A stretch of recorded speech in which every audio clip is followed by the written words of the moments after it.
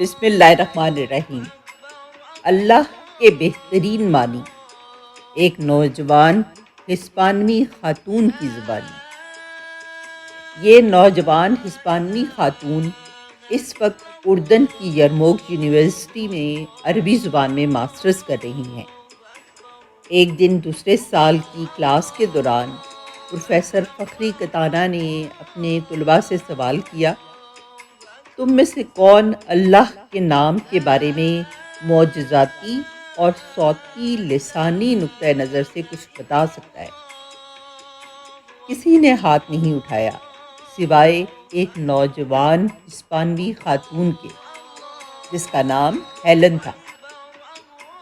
وہ ہسپانوی اور مسیحی ہونے کے باوجود فصیح عربی بولتی تھی۔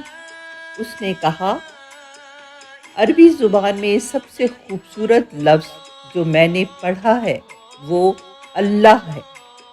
اس نام کا تلفظ انسانی زبان میں ایک منفرد موسیقیت رکھتا ہے، کیونکہ اس کے تمام حروف حلق سے ادا ہوتے ہیں، نہ کہ ہونٹوں سے۔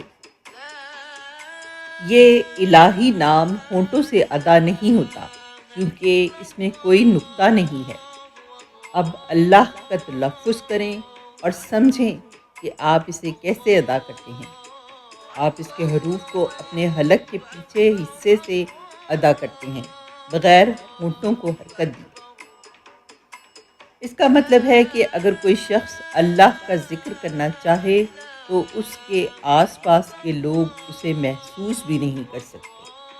انہوں نے مزید کہا، اس نام کا ایک اور معجزاتی پہلو یہ ہے کہ اگر اس کے کچھ حروف نکال دیے جائیں تب بھی اس کا مطلب باقی رہتا ہے۔ جیسا کہ ہم جانتے ہیں، یہ الہی نام مجموعی طور پر اللہ کے ساتھ ہی بولا جاتا ہے۔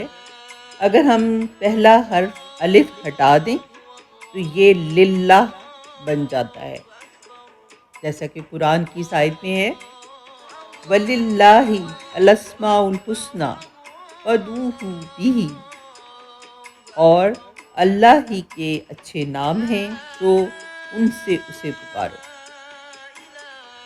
اگر ہم الف اور پہلا لام ہٹا دیں تو یہ لہو رہ جاتا ہے، جیسے کہ قرآن پاک میں ہے، لہو ما فی السماوات و ما فی الارض، جو کچھ آسمانوں اور زمین میں ہے وہ سب اسی کا ہے۔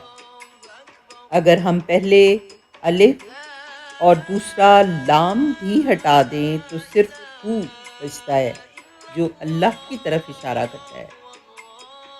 قرآن پاک میں ہے، هو اللہ الذی لا الہ الا ہوا، وہی اللہ ہے جس کے سوا کوئی معبود نہیں۔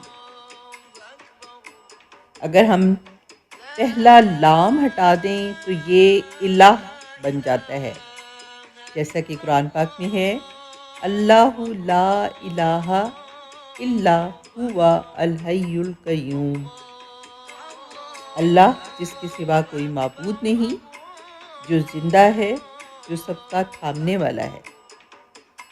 اللہ کے نام کا علماء کرام نے گہرائی سے مطالعہ کیا ہے۔ توحید کا جملہ لا الہ الا اللہ، اللہ کے سوا کوئی معبود نہیں، 3 حروف پر مشتمل ہے، الف، لام اور ہا۔ یہ ہلکے حروف ہیں جو ہونٹوں کی حرکت کے بغیر ادا کیے جا سکتے ہیں۔ انہوں نے مزید وضاحت کی، کیا آپ جانتے ہیں کیوں؟ تاکہ جب کوئی شخص مرنے کے قریب ہو تو وہ اسے ہونٹوں یا دانتوں کو حرکت دیے بغیر آسانی سے ادا کر سکے۔ آج ہیلن کو عابدہ یعنی عبادت گزار کہا جاتا ہے۔ ہم ایسے پیغامات کیوں حذف کر دیتے ہیں جو دین کے بارے میں ہوتے ہیں، لیکن عام پیغامات کو مسلسل آگے فارورڈ کرتے رہتے ہیں؟ نبی اکرم صلی اللہ علیہ وآلہ وسلم نے فرمایا، مجھ سے دین پہنچاؤ چاہے ایک آیت ہی کیوں نہ ہو۔ شاید اس پیغام کو کسی تک پہنچانے سے آپ وہ آیت منتقل کریں جو قیامت کے دن آپ کے حق میں سفارش کرے۔ انشاءاللہ۔